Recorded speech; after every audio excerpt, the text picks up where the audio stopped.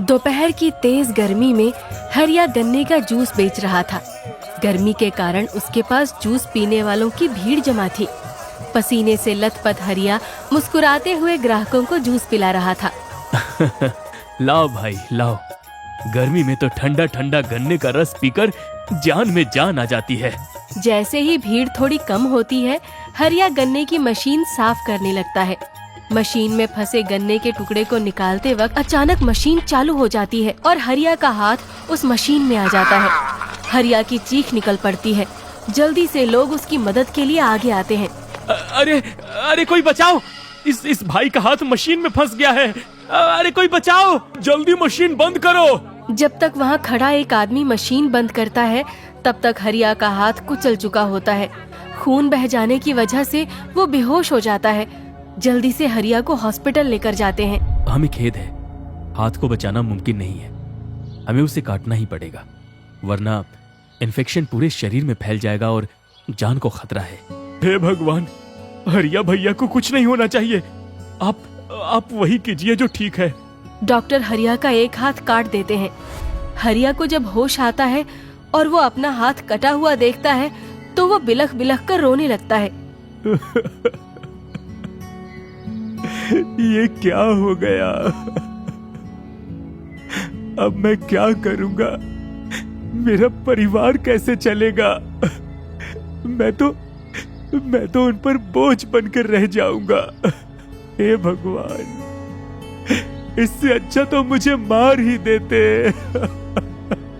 रो मत हरिया, रोने से क्या होगा? अगर तू रोया तो तेरे घर वालों का क्या होगा?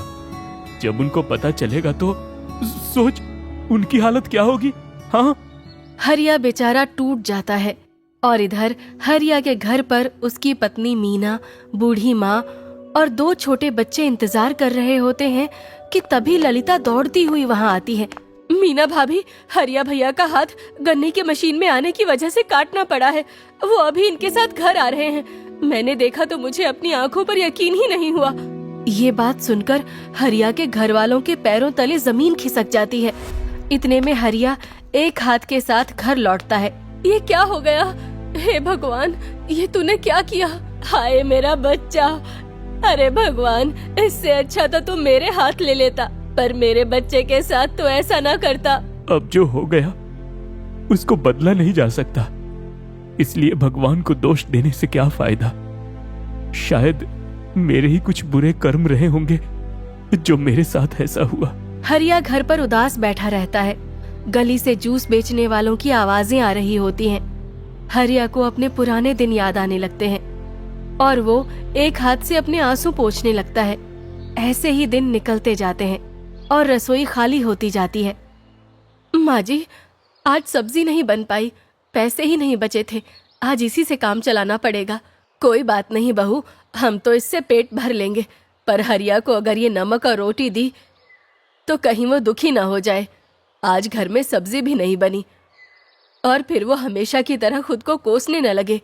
माँ जी, कल तो मैं काकी से साग ले आई थी, पर रोज रोज कहाँ से सब्जी मांगू? हरिया को घर के हालातों के बारे में पता न चल जाए, इसलिए मीना पड़ोस से थोड़ी सी सब्जी मांग कर लाती है और हरिया के लिए खाना परोस देती है। मैं ऐसे रोज रोज सब्जी मांग कर नहीं ला सकती। अब कल से मैं ही काम पर जाऊंगी और अपना घर चलाऊंगी। अगले दिन मीना खेतों में मजदूरी करने जाती है और सूरज सिर पर होता है, फिर भी वो डट कर काम करती है। उस खेत के एक कोने में काफी हरी भरी सब्जियां लगी होती हैं। अगर मैं कुछ सब्जियां ले जाऊं तो इनके और बच्चों के लिए रोटी के साथ सब्जी का इंतजाम हो जाएगा। मीना बगीचे में जाकर वहां से लाल लाल टमाटर तोड़ लेती है और पल्लू में भर कर ले आती है। शाम को जब वो वापस आती है तो सब भूखे बैठे होते हैं। माँ, इतनी देर क्यों कर दी आने में? हम कब से भूखे बैठे हैं। अरे बच्चों, देखो मैं क्या लाई हूँ। अब मैं इसकी बढ़िया सी सब्जी बनाती हूँ, फिर हम मजे से खाएंगे। सब्जी तो बन जाएगी, पर रोटी के लिए आटा लाई हो या नहीं? अरे आटा तो कल ही खत्म हो गया था, अब क्या करें माँ जी? आटा कहाँ से लाएं? मीना डिब्बे को हिला डुला कर देख लेती है, पर उसमें एक रोटी का भी आटा नहीं निकलता। मीना की नजर आटे की बची भूसी पर पड़ती है। मीना जल्दी से भूसी की ही रोटी बनाने लगती है। भूसी की रोटी और टमाटर की सब्जी बनाकर मीना बाहर लेकर आती है। देखो, खाना तैयार है, चलो बच्चों बाबा के साथ बैठकर खाना खाओ। जब हरिया भूसी से बनी रोटी खाता है तो वो समझ जाता है कि अब रसोई में कुछ नहीं बचा। इतने में वहाँ खेतों का मालिक आ जाता है और मीना पर चिल्लाने लगता है। शर्म नहीं आती तुमको? अरे पर मैंने किया क्या है? मैंने तुम्हारे इस पति की हालत पर तरस खाकर तुमको काम दिया और तुम मेरे बगीचे में सब्जी चुरा कर ले आई। हाँ, अरे इतने बुरे दिन आ गए हैं तो मुझसे मांग लेती। ये चोरी करना अच्छा लगता है क्या? मीना, क्या सच में तुमने चोरी की है? नहीं, वो तो बस मैंने 4 टमाटर लिए थे सब्जी बनाने के लिए। अच्छा, तो ये टमाटर की सब्जी मेरे बगीचे से चुराए टमाटर से बनी है। दो इधर इसे। मालिक सब्जी उठाकर ले जाता है।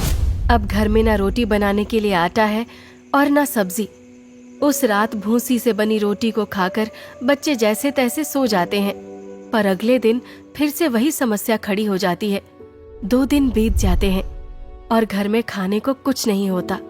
मीना, मैं तुम सबका पेट भरने लायक भी तो नहीं रहा। अब तो लगता है ऐसे जीने से अच्छा तो मर जाना है। ऐसी बातें मत करो, भगवान हमें जरूर कुछ रास्ता दिखाएंगे। घर में खाने को एक निवाला भी नहीं है मीना। एक वक्त की रोटी सब्जी कमाना कितना मुश्किल हो गया है मेरे लिए। आप परेशान मत हो, मुझे काकी कुछ काम बता रही थी, मैं अभी उनके पास होकर आती हूँ। मीना के जाने के बाद हरिया थोड़ा टहलने के लिए निकल जाता है। अरे भौजी, देखो तो हरिया कैसे मजे में घूम रहा है। अब तो लगता है हरिया पूरी जिंदगी बीवी के टुकड़ों पर पलेगा। अरे कल खेतों का मालिक आया था और मीना को काम से निकाल दिया। वो उसके खेतों से सब्जी चुरा कर लाती थी। हे भगवान, बताओ तो कैसे दिन आ गए इनके। बीवी अब चोरी करने पर उतर आई है। अरे अगर हरिया चाहे तो एक हाथ से भी काम कर सकता है। हरिया उन औरतों की बातें सुन लेता है। उसके बाद वो दिल पर बोझ लेकर भारी कदमों से घर वापस लौट आता है। घर आकर वो चुपचाप कोने में बैठ जाता है। मीना हरिया के उतरे हुए चेहरे को देख लेती है। क्या हुआ, ऐसे चुपचाप क्यों बैठे हो? मीना, लोग बातें बना रहे हैं। कहते हैं मैं अब तेरे टुकड़ों पर पल रहा हूँ। कहते हैं कि मैं निकम्मा बन गया हूँ। लोग तो कुछ भी कहेंगे, हमें तो अपनी जिंदगी देखनी है। जो दर्द तुम सह रहे हो उसे कौन समझेगा? पर मीना, मैं और नहीं सह सकता। मैं कुछ करूंगा। एक हाथ से ही सही कोई काम ढूंढूंगा, चाहे कितना भी छोटा काम हो। बस भीख मांगने जैसी हालत ना आए। हाँ, कोई बात नहीं। क्यों ना हम दोनों साथ मिलकर फिर से अपनी जूस की दुकान चलाएं। हम दोनों मिलकर काम करेंगे और मिलकर मेहनत करेंगे। मैं जूस निकालूंगी, तुम ग्राहक संभालना। पर मैं ये कर पाऊंगा ना? अरे आप सब कर सकते हो, बस थोड़ी सी हिम्मत तो करो। अगले दिन मीना फिर से गन्ने की मशीन साफ करती है और उधारी पर गन्ने लेकर आती है। उसके बाद हरिया और मीना दोनों फिर से गन्ने की दुकान चालू करते हैं। हरिया भैया, तुमने तो फिर से जूस की दुकान लगा ली, पर तुम इसे चलाओगे कैसे? अपने इन 2 हाथों से चलेगी ये दुकान भोला भैया, आप बस देखते जाओ। मीना मशीन से जूस निकाल रही होती है और हरिया एक हाथ से जूस डाल कर ग्राहकों को दे रहा होता है। दोनों मिलकर अपनी जूस की दुकान अच्छे से चला रहे होते हैं और लोग दोनों पति पत्नी की हिम्मत की खूब तारीफ करते हैं। देखो जी, सारे गन्ने खत्म हो गए और अच्छे खासे पैसे भी जमा हो गए। अब पहले हम इन सारे गन्नों का उधार चुकाएंगे और फिर घर जाकर पेट भर खाना खाएंगे। आज ये सब तुम्हारी वजह से मुमकिन हो पाया है मीना। मीना और हरिया बचे पैसों से आटा और सब्जी खरीदते हैं। उसके बाद मीना घर जाकर रोटी सब्जी बनाकर लाती है। आ जाओ जल्दी से, सब आ जाओ। देखो, मैंने गर्मा गर्म रोटी और आलू मटर की सब्जी बनाई है। अरे वाह, आज इतने दिनों बाद हम रोटी सब्जी खाएंगे। सब लोग मजे से रोटी सब्जी खाकर सोते हैं और उसके बाद उनकी जिंदगी वापस पहले जैसी हो जाती है।